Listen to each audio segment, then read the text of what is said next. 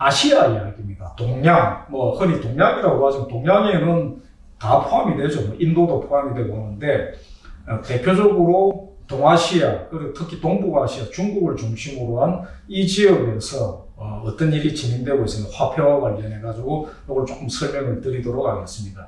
한자 읽고 지나가겠습니다. 요즘은 한자에 아무래도 익숙하지 않은 어떤 이런 게 있어가지고요. 은주혁명입니다. 은나라와 주나라가 바뀐 것을 은주혁명이라고 합니다. 어제도 이제 고대화폐 설명을 하면서 조금 설명을 했습니다만, 자앙패라는 조개화폐, 자앙패입니다. 그리고 정전제, 우물정자하고 밭전자 이렇게 정전제라는 게 있습니다. 조금 이따 설명을 드릴 겁니다. 그 다음에 진나라의 초대 황제인 진시황의 반량전, 그 다음에 송나라입니다. 송, 한자로 저렇게 씁니다. 송나라가 세계 최초로, 역사상 최초로 지폐를 사용을 했습니다. 그 다음에 어제 돈주국군은 잠깐 언급을 했고요. 또 나올 겁니다. 몽골 제국이 중국에 만든 왕조가 원입니다. 원이라고 합니다. 그 다음에 명나라의 명자입니다. 밝을 명자 명. 그리고 정화라는 사람이 있습니다. 간략간략하게 나중에 뒤에 설명을 드릴 겁니다. 은주혁명이라고 합니다. 중국의 고대사는 이렇게 이어집니다. 은나라에서 주나라로 이어지고 주나라 시대가 이른바 춘추전국 시대가 말기에 이렇게 펼쳐지게 되는데, 주나라 이전에 은나라, 상나라라는 게 있었는데 그 은나라는 또 상나라라고도 합니다. 어제 조금 설명을 드렸었죠. 은상이라고 이제 표현하기도 하는데, 바로 거기에서 은나라의 유민인, 즉 상나라의 유민인 그 상이라는 개념에서 오늘날 이제 상인이라는 개념이, 한자어 상인이라는 개념이 나왔다라는, 장사하는 사람들, 떠돌이가 되면서 은나라 유민들이 장사를 했거든요. 근데 은문명과 주문명이 굉장히 다릅니다. 그래서 이건 나중에 제가 세계사, 중국사의 강의 보다 더 깊게 들어가는 그 심화학습 강좌를 또 열겠습니다. 그러면은 은나라와 주나라가 어떻게 다른지도 살펴보면 상당히 흥미가 있을 겁니다. 아, 저렇게까지 다룰 수가 있구나 라는 것도 아마 느끼시게 될 겁니다. 아무튼 결론적으로 말씀드리자고 하면은 은주혁명이라는 게 교차가 일어났는데, 문명의 교차인데 은나라 문명이 주나라로 이어지지 않았다고 기억을 해주셨으면 합니다. 그 제자백가, 대표적으로 공자, 맹자 이런 분들이 이상적인 어떤 문명 시대로 기억하고 있는 주나라, 그들의 이제 의식, 역사의식은 주나라 역사로부터 시작이 됩니다. 은상에 대해서는 잘 모릅니다. 그리고 선을 긋고 있는데, 주나라의 영토는 흔히 좁았다라고 추정을 합니다만 실제로는 더 좁았을 거라고 봅니다. 주나라가 등장하기 전에 어제 설명도 들었었죠. 자앙패라고 해서 조개 껍데기 화폐가 이렇게 쓰였습니다. 근데 그 대표적으로 이제 이해가 되실 겁니다. 그러니까 은나라 그러면은 은나라 문명을 이해를 할 수 있는 은상의 문명, 은나라, 상나라의 문명은 저 조개 껍데기 화폐가 보여지는 화폐 경제입니다. 교역이 굉장히 장사가 활발한 이런 건데, 주나라 문명은 정전제라고 해가지고, 저 정자가 우물정자입니다. 우물을 표시하는 정자를 저렇게 썼는데, 우물정자 모양의 밭이다 이렇게 해가지고, 저 그림 보시면 이해가 이거 조금 되시죠? 요 이제 가서 보여드리겠습니다. 이런 식으로 구획을 해가지고 가운데에, 가장 가운데에 공적인 어떤 거니까 밭을, 이거는 이제 그 뭡니까, 국가 혹은 나라에서 갖는 이런 거라고 보면 되죠. 그 다음에 그 바깥에 이렇게, 그러니까 사적인 개인이 소유하는, 그래서 9개로 나눠가지고 바로 저 개념, 구라는 개념이 그 중국은 또 저렇게 이제 그 농토 제도도 저렇게 해서 뿐만 아니라 어떻게 했는가 하면은 중국 철학에 대해서 구조라는 개념이 있었습니다. 그런 식으로 그걸 9자 숫자로 나눠서는 이런 게 있었습니다. 저게 주나라를 특징적으로 보여주는 어떤 제도입니다. 농경문화입니다. 철저한 농경문화, 농자 천하지 대공 문화입니다. 그러나 이 주나라 말기에 이제 쭉 들어가는 춘추 전국 시대에 주나라는 여러 가지 이제 제후국으로 나눠져 있었거든요. 그래서 제후국 안에서도 그랬고, 제후국들끼리 이제 거래를 하고 하면서 화폐가 쓰입니다. 명도전이라는 이 화폐가 굉장히 이제 그러니까 오래전에 이제 나오는 대표적인 중국에서 주나라 시대, 춘추 전국 시대의 금속 화폐로서 칼 모양입니다. 명도전 이렇게 나오는데 춘추 전국 시대의 나라 중에 연나라라는 나라가 있습니다. 그 나라에서 쓰였던 것으로 그 지역에서 대거 나오는데 재밌게도 명도전은 그런데 한반도 북부 다시 말해서 고조선 지역에서도 대거 발견이 됩니다. 그래서 이거는 역사적인 전설인데 그러니까 고조선 사람들이 명도전을 사용했구나 이렇게 느끼게 되는 거죠. 그래서 명도전이라는 것을 사용하는 화폐 경제가 고조선 한반도 북부에서 만주 일대에서 연나라에 이르기까지 연나라는 고조선 지역 바로 옆에 있습니다. 서쪽 편에 붙어 있는데 이렇게 광범위한 화폐 경제가 있었구나라는 어떤 거 추정을 합니다. 그런데 재밌게도 이 고조선 지역에서 나온 명도전 유물입니다. 그 평안북도에서 나온 유물입니다. 중국이 아닙니다. 평안북도에서 나온 명도전 유물인데 연나라 화폐가 나옵니다. 근데 중국에서도 그렇다고 해가지고 한반도 북부가 그 당시에 뭐 중국의 뭐였다 이런 얘기는 안 합니다. 그건 학자들은 다 아는 얘기인데 여기는 고조선 지역이었는데 명도전 화폐를 같이 썼던 거죠. 그런데 재밌게도 이 명도전 화폐가 어디에서도 나오는가 하면은 일본에서도 나옵니다. 발견이 됩니다. 오키나와에서까지 나옵니다. 화폐 경제라는 게 참 대단하죠. 그러니까 역사를 살필 때 이렇게 화폐를 중심으로 살펴보면은 의외로 굉장히 새로운 어떤 면모들을 발견을 하게 됩니다. 자, 우리 고대사의 화폐 사용의 흔적들.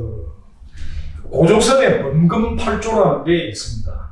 이게 이제 한나라 역사를 기록한 한서 지리지, 한서권 28 지리지에 나와 있는 이야기인데, 남강 조선민 범금팔조는 사람을 죽이며 이렇게 쭉 나오다가 저 노란 부분 주목해 주십시오. 죄를 용서받으려는 자는 한 사람당 50만 전을 내야 된다. 이렇게. 즉, 돈으로 이렇게 배상을 하는 이 제도가 있어서 화폐 경제라는 뜻입니다. 이게 이제 정확하게 어떤 시기인지는 알 수가 없지만 아무튼 그랬다는 거죠. 그 다음에 삼국지 위지 동의전에도 고구려 동옥저 남자가 장가갈 때 신부집에 돈을 지불한다. 돈이 쓰였다는 얘기죠. 그 돈들이 이제 형태가 뭐인지는 이제 자료가 남아있지 않고 발굴된 게 없어서 모르겠습니다만 그렇습니다. 그 다음에 신라도 마찬가지로 고대 신라도 무문전, 문양이 없는 금은의 동전을 사용했다. 이런 기록이 다 나옵니다. 자, 그런데 건너뛰어서 조선시대입니다.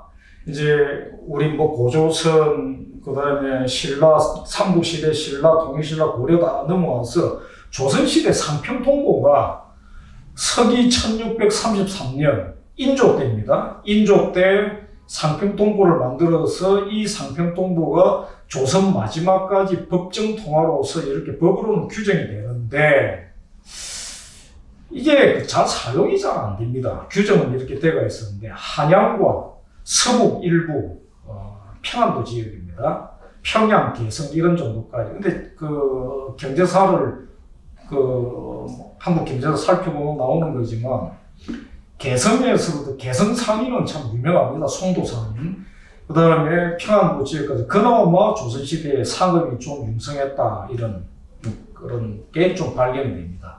근데 상평통보가 대표적인 화폐로 있었지만 화폐 경제가 거의 진행이 안 되고 조선시대에는 물물교환, 그러니까 포목, 그러니까 전이죠. 포목과 쌀을 기준으로 해가지고 물물교환이 이루어지는 시장이 돌아갔다라는 겁니다. 근데 춘추전국시대 참 옛날이죠. 기원전 7세기 무렵.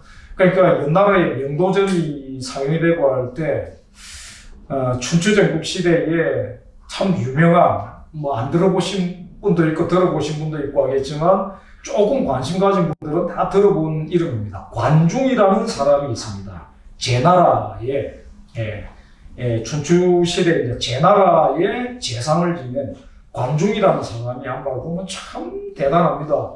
무릇 화폐 가치가 높아지면 물가는 떨어지고 화폐 가치가 떨어지면 물가는 높아지며 양식 가격이 올라가면 황금의 가치는 떨어집니다. 군주께서는 양식, 화폐, 황금을 저울질하는 권력을 통제해야 천하를 안정시킬 수 있습니다. 보면 오늘날의 화폐 경제, 근대적인 이제 경제라는 게 그렇죠. 원리는 뭐 고대에서부터 지금까지 다 같을 수밖에 없는 거죠. 이런 관념이 참으로 그러니까 이걸 문책을 조금 바꿔놓고 보면은 이게 현대인 아닐까라는 느낌이 들 정도로 이런 면모도 발견이 됩니다. 근데 이랬던 중국이 진시황, 중국 최초로 이제 춘추 전국 시대를 종식시키고 최초의 이제 통일을 한 진나라 진시황이 반량전이라고 해가지고 이거는 이제 진나라에 쓰는 전서체인데 이 반량입니다. 반량전이라고 해가지고 동전을 이제 만들었는데 중국을 이제 통일을 하면서 법제 도량형 그러니까 저울 통일을 하고 동시에 뭐도 통일을 하는 화폐를 통일을 합니다. 화폐 통일을 해야 되는 거죠. 정치적 통일이라는 부분들은 이런 것과 늘 동반해서 간다는 걸 보여주는 사례인데 이런 게 굉장히 중요합니다. 이거는 이제 그대로 사실은 이제 그래서 진한 시대라고 하는데 한나라로 이어지게 됩니다. 근데 이제 진나라는 짧게 끝나고 한나라는 흉노하고 흉노 들어보셨을 겁니다. 이제 흉노족. 이게 흉노족은 나중에 쭉 서쪽으로 이동을 해가지고 로마 세계로 침입해 들어가는 훈족이 됩니다. 훈족이 밀고 들어가가지고 어제 얘기했던 게르만족의 대이동이 이루어지는 거는 게르만족이 로마 세계로 밀고 들어가는 거는 흉노족, 훈족이 게르만을 치기 때문에 도망을 쳐가지고 로마 세계로 들어가게 됩니다. 동서세계가 떨어져 있는 것 같지만 이렇게 연결이 되어 있었습니다. 그런데 이 흉노족이 초원지대를 장악을 하면서 한나라를 끝없이 압박해 들어갑니다. 그래서 한나라는 처음부터 끝까지 내내 흉노한테 시달리면서 여기서 버틴다고 고생을 정말 많이 하는데 따로 이거는 설명을 드릴 기회가 있으면 좋겠습니다만 그 왕망이라는 사람입니다. 이 한자 왕망이라고 있습니다. 이 왕망이라는 재상이 중간에 이제 신이라는 나라를 만들면서 잠깐 이제 왕조가 끊깁니다. 그 한나라 전체 역사는 400년쯤 되는데 약 200년쯤 끊기면서 신 나오는데 딱 보면은 정책이 사회주의입니다. 그래서 유교 사회주의라고 저는 이렇게 표현하는데 영철전매제, 소금과 철을 국가에서 전매를 하는 장악을 하는 거고 균수법, 평준법 저런 게 뭔가 말하자면 이제 토지 그다음 이런 것 관련해서 이제 평등하게 하는 사회주의 정책을 씁니다. 이런 것들을 쓰고 하는데 경제적으로 그러다가 대실패를 해가지고 신나라라는 게 빨리 망합니다. 그래서 후한시대로 들어가게 되는데 후한시대가 끝나면서 이제 삼국시대가 쭉 펼쳐지고 오랜 혼란을 겪고 나서 중국 천하가 이제 다시 통일이 되면서 우리 삼국시대에 이제 그러니까 고구려 백제 신라하고 조우를 하게 된 특히 통일신라 때 같이 이렇게 맞닥뜨리게 되고 함께 가기도 하고 싸우게 됐던 당나라입니다. 대당제국 이렇게 표현을 하는데 대당제국이라고 할 만합니다. 영토도 어마어마하게 크고 그때 이걸 꼭 이제 기억해두고 가시면 좋겠습니다만 당나라는 한족의 제국이 아니었습니다. 그러니까 선비족도 유목민입니다. 유목민일 뿐인데 중국으로 몰려 들어와가지고 사실은 이렇게 장악을 하고 그래서 풍습도 굉장히 달랐습니다. 사실은 꼭 기억을 하셔야 되는 게 한족의 오늘날 그 이야기들은 중국인들도 다 아는 이야기입니다. 그래서 한족 제국이라고 할 수 있는 것은 한족이라는 개념 자체가 진나라를 이은 한나라에서부터 시작이 되는데 한나라, 송나라, 명나라 세 개만이 한족 왕조입니다. 나머지는 전부가 다 다른 이민족 왕조입니다. 자, 송나라, 당나라를 이은 이제 송나라가 나옵니다. 대당제국 참 대단했는데 경제적으로도 어마어마하게 번영을 합니다. 그러니까 서양 쪽하고 교역도 활발하게 이루어지고 하면서 여러 가지로 굉장히 개방적인 근데 송나라도 이제 그런 문화를 이제 경제적으로는 좀 물려받습니다. 근데 송나라가 참 그 묘한 모습을 보입니다. 이념적으로는 굉장히 문치주의적이고 국수주의적인, 요즘에 이제 조금 통속적 용어를 찾아가면은 그 국뽕입니다. 국뽕 문화, 자뻑의 국뽕 문화가 송나라 때보다 아주 본격화됩니다. 중화주의가 송나라 때 그 이데올로기화돼서 탄생을 하게 됩니다. 그러면서 또 문치주의입니다. 속담이 있었습니다.